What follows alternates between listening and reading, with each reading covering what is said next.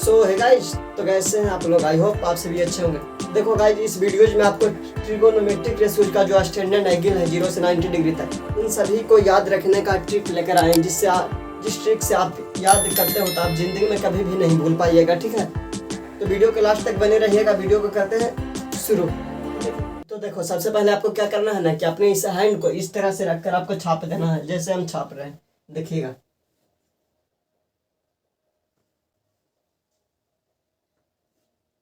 इस तरह से पहले आपको रख के छाप देना है। ठीक है, ये आपका थंब हो गया, जिसको हम टी से डिनोटेट कर देते हैं। ठीक है ना, ये आपका इंडेक्स फिंगर हो गया, जिसको आई से डिनोटेट करते हैं। ये मिडिल फिंगर हो गया। ठीक है, ये आपका रिंग फिंगर हो गया, ये लिटिल फिंगर हो गया। ठीक है, अब देखिए, लिटिल फिंगर पर आपको 0 डिग्री लिखना है। ठीक है ना, रिंग फिंगर पर आपको 30 डिग्री, यहाँ 45 डिग्री, यहाँ 60 डिग्री, यहाँ 90 डिग्री। यहाँ तक में कोई प्रॉब्लम नहीं ना है। उसके बाद देखिएगा, यहाँ पर ही आपको साइन थीटा का वैल्यू याद रखना होगा। साइन थीटा का वैल्यू आपको केवल याद रखना हो रूट में above finger, above fingers, above fingers by 2।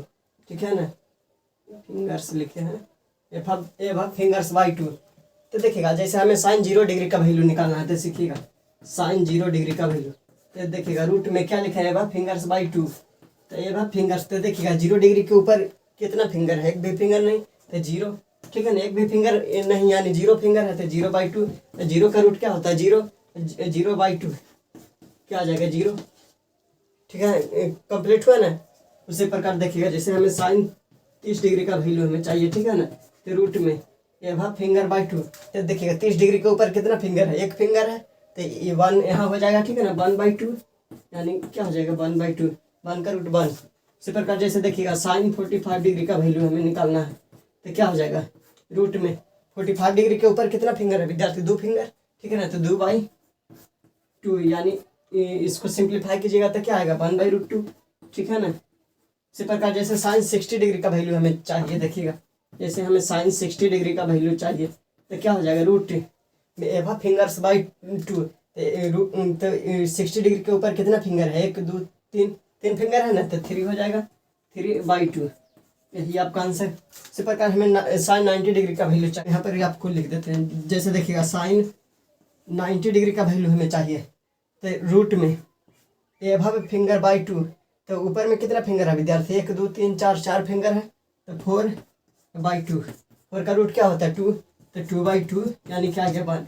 तो देखिएगा, साइन के सभी वैल्यू, साइन का सभी स्टैंडर्ड एंगल का वैल्यू मालूम हो गया ना विद्यार्थी। साइन 0 डिग्री का वैल्यू 0, साइन 30 डिग्री का वैल्यू 1/2, साइन 45 डिग्री का वैल्यू 1/2, साइन 60 डिग्री का वैल्यू √3/2, साइन 90 डिग्री का वैल्यू 1।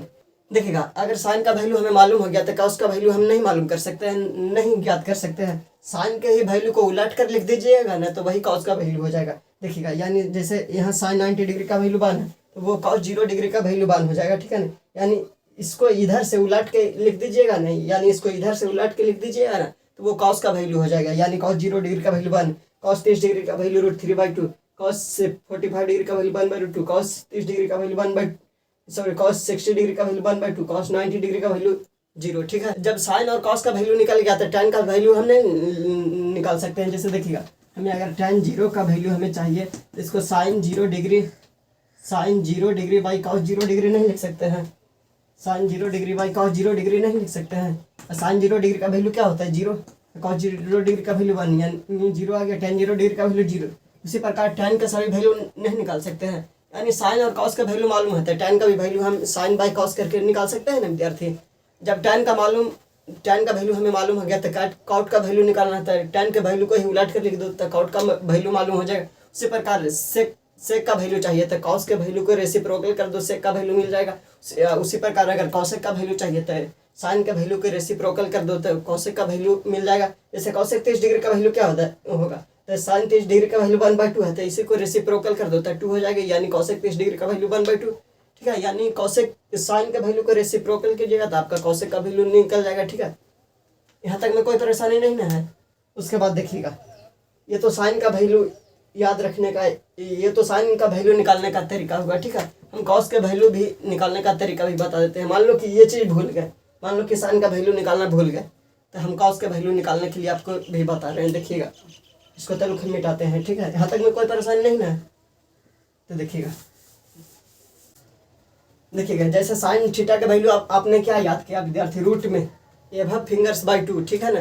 उसी प्रकार यहाँ पर आपको कॉस थीटा का वैल्यू याद रखना होगा, रूट में below fingers, BELOW below fingers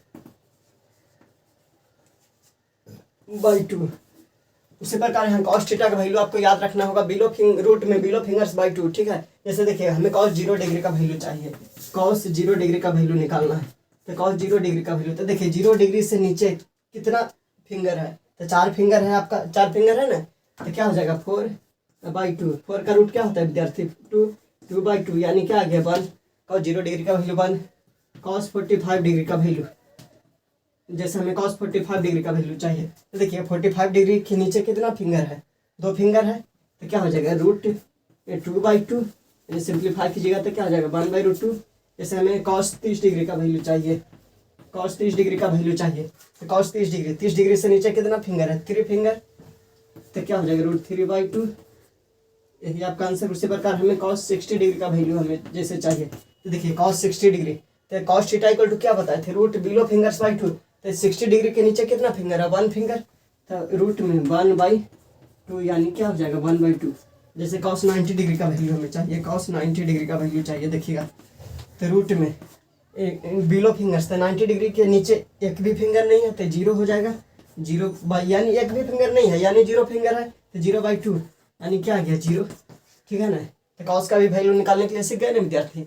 तो आप देखिएगा वो तो साइन cos का वैल्यू निकालने के लिए सीखे, आप tan का वैल्यू हम इस ट्रिक से कैसे निकालेंगे। तो देखिएगा, तो इसमें आपको याद रखना होगा tan थीटा इक्वल टू, जैसे पीछे साइन थीटा इक्वल टू क्या याद रखें, रूट में above fingers by 2, cos theta equal to क्या याद किए, रूट में बिलो फिंगर्स बाई 2। तो यहाँ पर आपको tan थीटा इक्वल टू याद रखना होगा, रूट में एबव फिंगर्स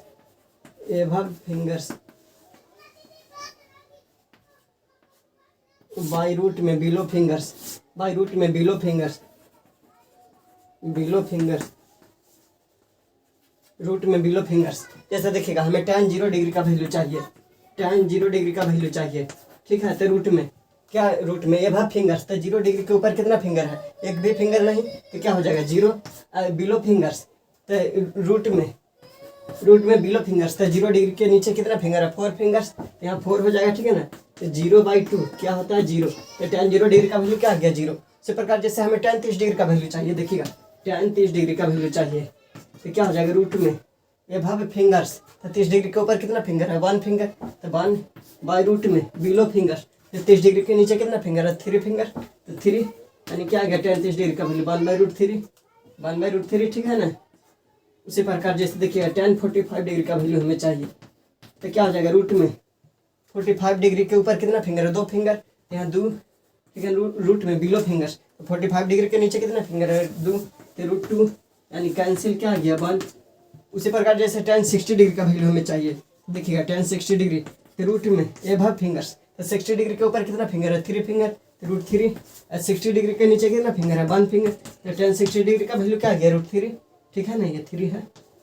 इसी प्रकार जैसे tan 90 डिग्री का वैल्यू हमें चाहिए, तो क्या हो जाएगा विद्यार्थी, रूट में एबव फिंगर्स, तो 90 डिग्री के ऊपर कितना फिंगर है, 4 फिंगर्स, बाई बिलो फिंगर्स, तो रूट में 90 डिग्री के नीचे कितना फिंगर है, एक भी फिंगर्स नहीं। तो 0 फिंगर्स, यानी इसका वैल्यू क्या हो जाएगा 2/0।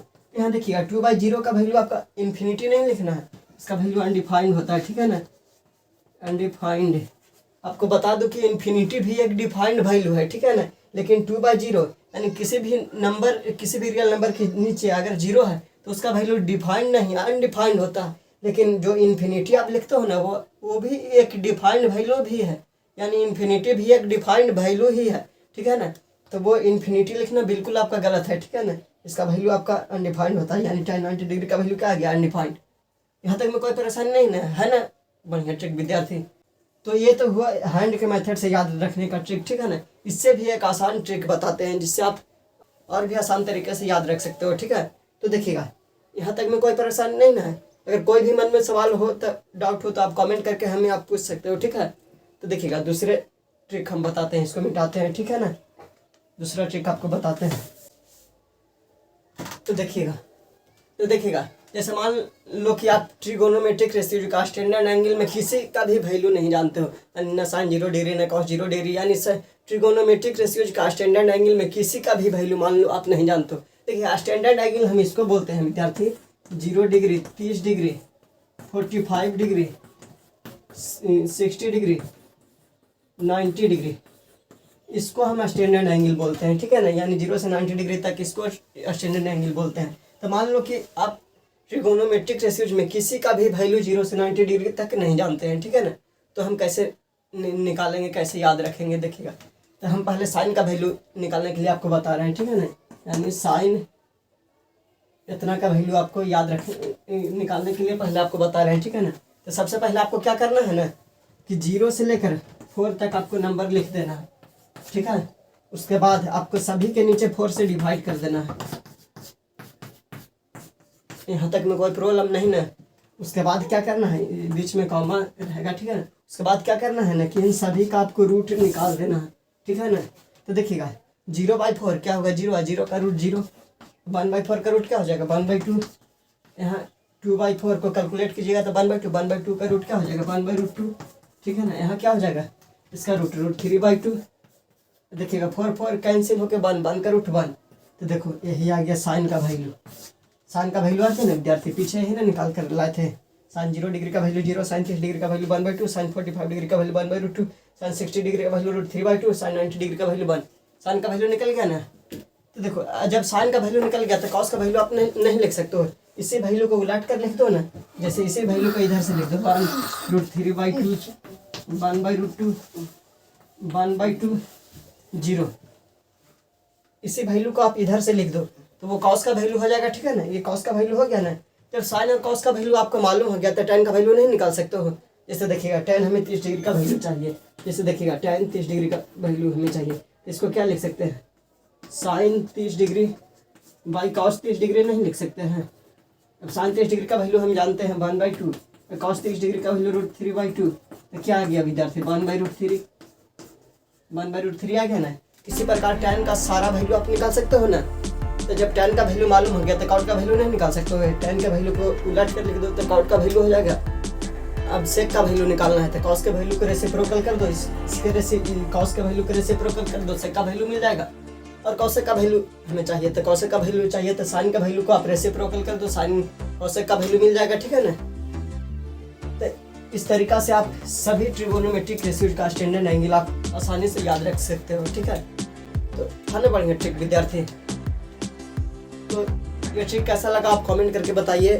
अगर वीडियो पसंद आए तो लाइक कर देना और चैनल पर नहीं हो तो चैनल को सब्सक्राइब कर लेना, क्योंकि इस चैनल पर मैथ से रिलेटेड सभी प्रकार के कंटेंट आपको फ्री ऑफ कॉस्ट मिलते रहेंगे, ठीक है। तो चैनल को सब्सक्राइब कर, बेल आइकन को प्रेस कर ऑल पर क्लिक कर लेना ताकि वीडियो नोटिफिकेशन सबसे पहले आपके यहाँ पहुँच पाए, ठीक है। मिलते हैं अगले वीडियो में, तब तक के लिए ओके बाय बाय।